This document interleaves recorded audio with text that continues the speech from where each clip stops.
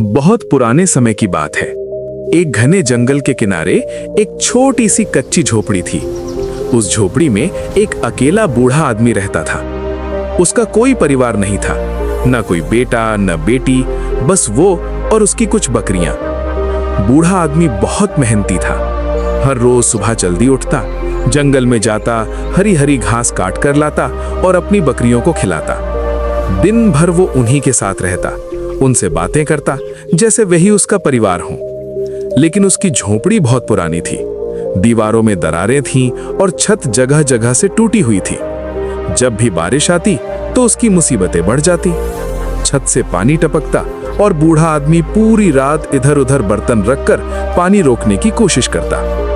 एक दिन शाम को मौसम अचानक बदल गया। आसमान में काले बादल छा गए, तेज हवा चलने लगी और बिजली चमकने लगी। बूढ़ा आदमी जल्दी जल्दी अपनी बकरियों को गौशाला में बांधकर झोपड़ी में आ गया। उसने चूल्हे पर दाल और रोटी बनाई। धुआं झोपड़ी में भर गया, लेकिन वो आदत से मजबूर था। खाना खाते खाते वो बड़बड़ाने लगा, हे भगवान, आज तो उस टप टप से बचा लेना, बस उसी से डर लगता है। वो खाना खाकर सोने चला गया और लेटते हुए फिर बोला, मुझे न जंगल के जानवरों से डर लगता है, न इस तूफान से, बस इस टप टप से डर लगता है। उसी समय झोपड़ी के बाहर एक भूखा भेड़िया खड़ा था। वो बूढ़े आदमी की बकरियों को खाने के इरादे से आया था, लेकिन जैसे ही उसने बूढ़े की बातें सुनी वो डर गया। भेड़िया सोचने लगा, ये बूढ़ा आदमी मुझसे भी नहीं डरता, बल्कि किसी टप टप से डरता है। आखिर ये टप टप कौन है? जरूर कोई बहुत खतरनाक राक्षस होगा।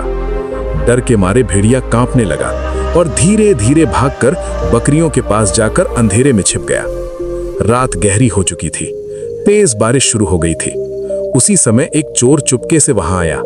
उसका इरादा था कि वो बूढ़े की सबसे मोटी बकरी चुरा ले जाए, लेकिन अंधेरा इतना था कि उसे कुछ दिखाई नहीं दे रहा था। उसने सोचा, मैं एक एक करके देखता हूं, जो सबसे ताकतवर लगेगी उसी को ले जाऊंगा। वो धीरे धीरे बकरियों के पास गया और एक एक करके उनके शरीर को टटोलने लगा। अंधेरे में उसे भेड़िया दिखाई नहीं दिया। जैसे ही उसने भेड़िए को छुआ, भेड़िया जोर से उछल पड़ा। चोर बोला, वाह, यही तो सबसे ताकतवर बकरी है। उधर भेड़िया डर के मारे सोच रहा था, हे भगवान, यही तो टप टप है, अब तो मेरी खैर नहीं। दोनों एक दूसरे से डर रहे थे, लेकिन दोनों को सच्चाई का पता नहीं था। चोर ने भेड़िए की पूंछ पकड़ ली और बोला, अब तो इसे लेकर ही जाऊंगा। भेड़िया घबराकर जोर जोर से भागने लगा। चोर उसकी पीठ पर चढ़ गया और चिल्लाने लगा, भाग भाग, जल्दी भाग। भेड़िया चिल्ला रहा था, हे